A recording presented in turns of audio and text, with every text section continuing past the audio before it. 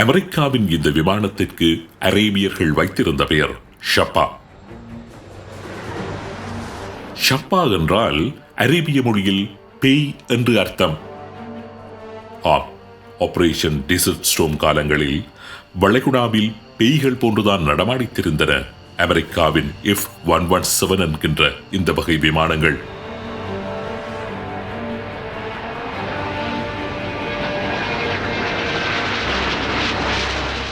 வளைகுடா யுத்தம் ஆரம்பித்த காலகட்டத்தில் அமெரிக்காவுக்கும் சோவியத் ரஷ்யாவுக்கும் இடையிலான பனிப்போர் கிட்டத்தட்ட முடிவடைந்திருந்தது.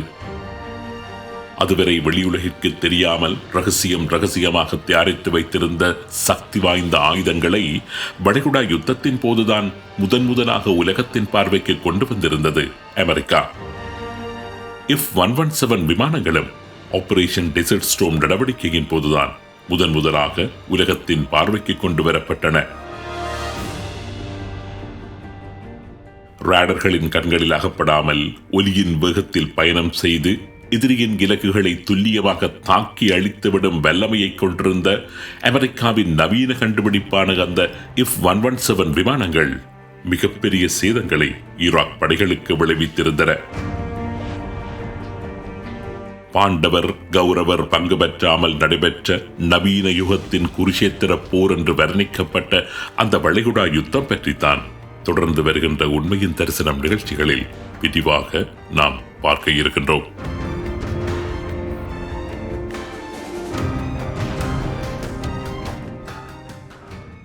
முடிவில்லாமல் பெரும் அழிவுகளுடன் சுமார் 8 வருடங்களாக தொடர்ந்து கொண்டிருந்த ஈராக் யுத்தம் ஐக்கிய நாடுகள் சபை வலிந்து ஏற்படுத்தியிருந்த சமாதான உடன்படிக்கை காரணமாக ஒரு முடிவுக்கு வந்திருந்த காலம் அது. வெற்றிக்காக பாடுபட்டு ஏராளமான இழப்புகளுடன் தடுமாறிக் கொண்டிருந்த 2 தேசங்களும் அந்த இழப்புகளை ஈடு செய்வதற்கு என்ன செய்வது என்று கடுமையாக யோசித்துக் கொண்டிருந்தன. ஈராக்கிற்கு ஏற்பட்டிருந்த இழப்புகளை ஈடு செய்யும் நோக்கத்தோடு ஈராக்கிற்கு அருகே இருந்த குவைத்தை ஆவலுடன் திரும்பி பார்த்தார் ஈராக்கிய அதிபர் சதாம் ஹுசைன். ஈராக் யுத்தம் முடிவடைந்த 2 வாரங்களில் குவைத் மற்றும் சவுதி அரேபியா மீது பாரியதொரு குற்றச்சாட்டை முன்வைத்தார் சதாம் ஹுசைன். ஈராக் எல்லையில் உள்ள ரமாலா ஆயில் ஃபீல்ட் எண்ணெய் வயல்களில் இருந்து குவைத்தும் சவுதியும் பெருமளவிலான எண்ணெயை களவாடிவிட்டதாக குற்றம் சுமத்திய சதாம் ஹுசைன் அதற்கு நஷ்ட ஈடாக $30 பில்லியன் குவைத் மற்றும் சவுதி அரேபியா ஈராக்குக்கு செலுத்த வேண்டும் என்றும் கோரிக்கை விடுத்தார்.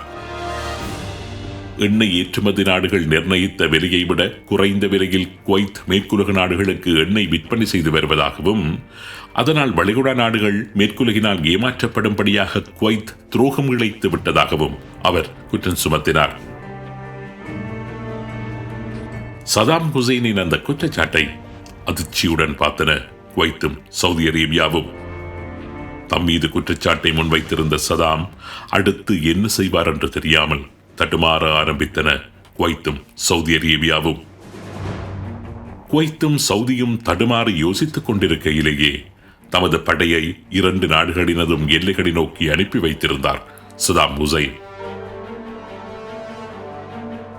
ஆடி போய்விட்டன சவுதியும் குவைத்தும். ஈராக்கின் அந்த செயலால் அரபு உலகம் மிகுந்த அதிர்ச்சி அடைந்தது. சதாமின் அந்த செயலால் மிகப்பெரிய இரத்த ஆறு வளைகுடா குவைத்தினுள் நுழைந்து விட்டிருந்தன ஈராக்கிய படைகள். குவைத்திற்குள் நுழைந்த ஈராக்கிய படைகள் குவைத்தை முழுவதுமாக ஆக்கிரமித்தன. 1990ஆம் ஆண்டு ஆகஸ்ட் மாதம் 2ஆம் தேதி குவைத்தின் பிரதான நகர் மீது மேற்கொள்ளப்பட்ட குண்டு தாக்குதலை தொடர்ந்து ஈராக்கின் குவைத் மீதான ஆக்கிரமிப்பு ஆரம்பமானது. அந்த நேரத்தில் குவைத் ராணுவத்தில் வெறும் 16,000 படை வீரர்கள் மாத்திரமே பணியாற்றிக் கொண்டிருந்தார்கள்.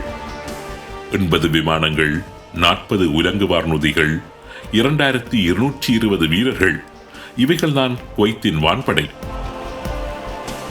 ஆனால் ஈராக்கின் படைப்பலமோ ஒப்பீட்டளவில் மிக சக்தி வாய்ந்ததாக இருந்தது. அந்த நேரத்தில்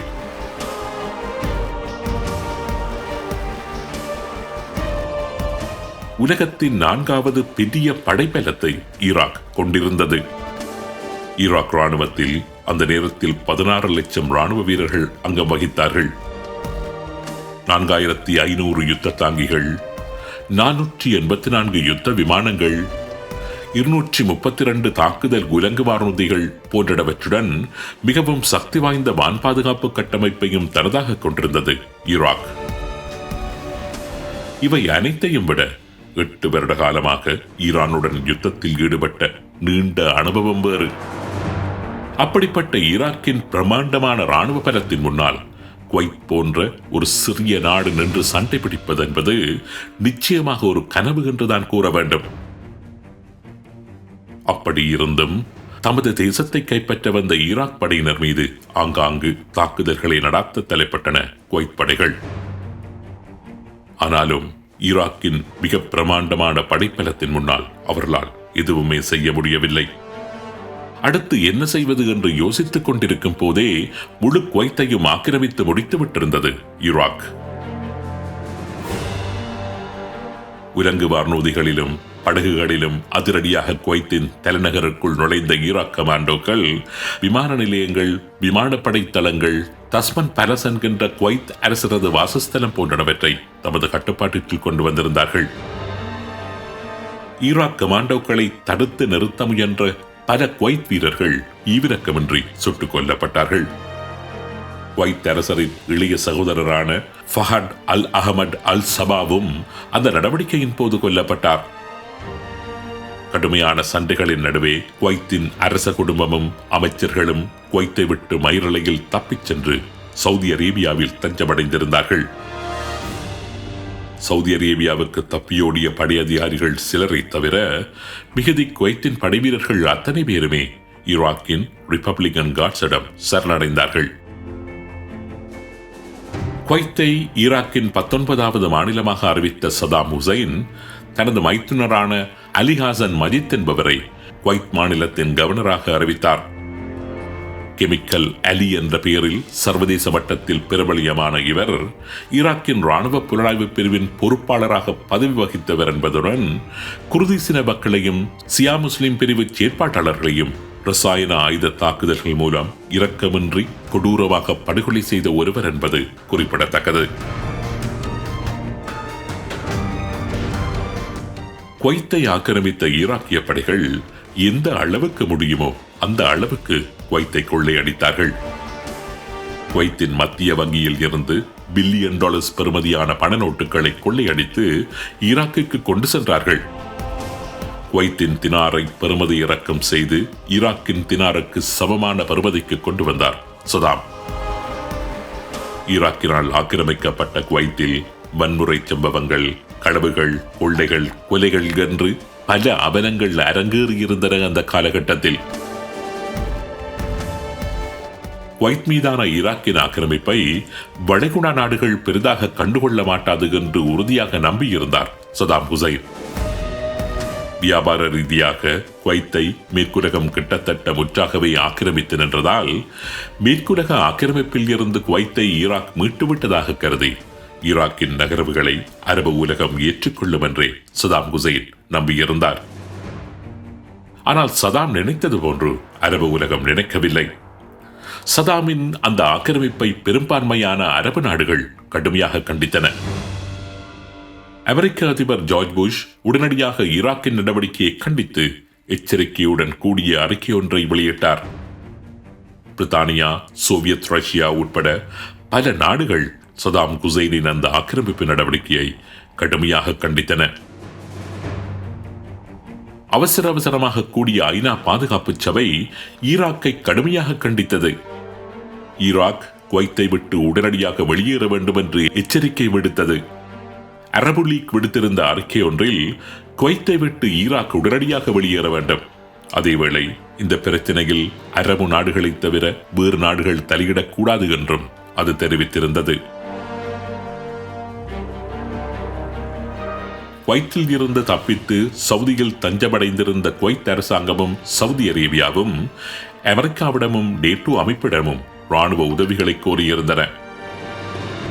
தமது நாடுகளை ஈராக்கிய ஆக்கிரமிப்பில் இருந்து பாதுகாப்பதற்கு அமெரிக்கா தனது படைகளை சவுதிக்கும் குவைத்துக்கும் அனுப்பி வைக்க வேண்டும் என்று உத்தியோகபூர்வமாகவே வேண்டுகோள் விடுத்திருந்தன. ஆகஸ்ட் மாதம் 6ஆம் தேதி ஈராக் மீது பொருளாதார தடை விதித்தது ஐக்கிய நாடுகள் சபை. அதனைத் தொடர்ந்து ஈராக்கிற்குள் எந்த கப்பல் போக்குவரத்தும் இடம்பெறக்கூடாது என்ற தடையுத்தரவையும் ஐக்கிய நாடுகள் சபை பிறப்பித்திருந்தது. குவைத் மீதான ஆக்கிரமிப்பு மேற்கொள்ளப்பட்ட 5வது நாள் அமெரிக்காவின் யுத்த விமானங்கள் சவுதி மண்ணில் சாறை சாறையாக வந்திறங்க ஆரம்பித்தன. அமெரிக்காவுடன் இணைந்து நேட்டோ நாடுகளும் சவுதி அரேபியாவை ஈராக்கிடம் இருந்து பாதுகாப்பதற்காக என்று கூறி தமது படைகளை அங்கு அனுப்பி வைக்க ஆரம்பித்தன. நிலைமை கைமீறி செல்வதை உணர தலைப்பட்டார் சதாம் ஹுசைன். அரபு உலகமே தனக்கு எதிராக நிலைப்பாடு எடுக்கும் என்பதை சதாம் சற்றுமே எதிர்பார்க்கவில்லை. தன்னை நியாயப்படுத்திக் கொள்ளவும் அரபு தேசங்களை தன்னை நோக்கி ஈர்க்கவும் மேற்குலகின் நியாயப்பாடுகளை திசை மாற்றும் நோக்கத்தோடும் ஒரு அறிவிப்பை விடுத்தார் சதாம் ஹுசைன். ஈராக் படைகள் குவைத்தில் இருந்து வெளியேற வேண்டுமானால் பலஸ்தீனம், லெபனான், சிரியா போன்ற தேசங்களில் இருந்து இஸ்ரேல் வெளியேற வேண்டும். சவுதியில் வந்திறங்கியிருந்த அமெரிக்க மற்றும் நேட்டோ படைகளும் உடனடியாக அங்கிருந்து வெளியேற வேண்டும். ஈராக் மீது சுமத்தப்பட்டுள்ள தடைகள் நீக்கப்பட வேண்டும். இவைகள் அனைத்தும் நடைபெறுகின்ற சமகாலத்தில் ஈராக் படைகளும் குவைத்தில் இருந்து பின்வாங்கி தமது பழைய நிலைகளுக்கு திரும்பும். இதுதான் சதாம் ஹுசைன் முன்வைத்த நிபந்தனை. சதாம் ஹுசைனின் அந்த நிபந்தனையை உடனடியாகவே நிராகரித்து விட்டது அமெரிக்கா. இஸ்ரேல் பிரச்சினையுடன் குவைத் பிரச்சினையை ஒப்பிட முடியாது என்று கூறிய அமெரிக்க அதிபர் ஜார்ஜ் புஷ், எந்தவித நிபந்தனையுமின்றி குவைத்தை விட்டு ஈராக் வெளியேறாவிட்டால் பாரிய விளைவுகளை ஈராக் சந்திக்க வேண்டி ஏற்படும் என்று எச்சரிக்கை விடுத்தார். Iraq must withdraw from Kuwait completely, immediately and without condition.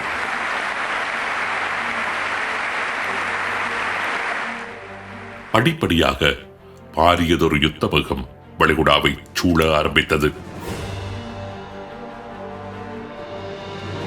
உலக நாடுகள் அமெரிக்கா, ஈராக் என்று 2 நாடுகளுக்கும் தமது ஆதரவுகளை தெரிவிக்க ஆரம்பித்தன.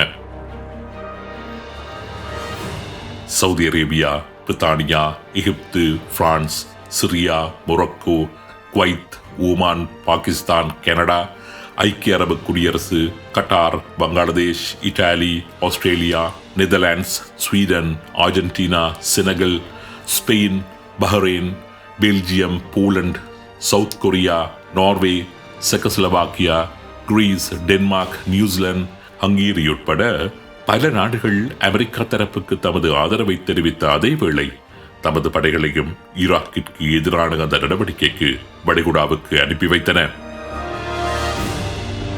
மறுபக்கம் ஈராக்கிற்கோ பலஸ்தீன தேசம் தனது பூரண ஆதரவை தெரிவித்திருந்தது.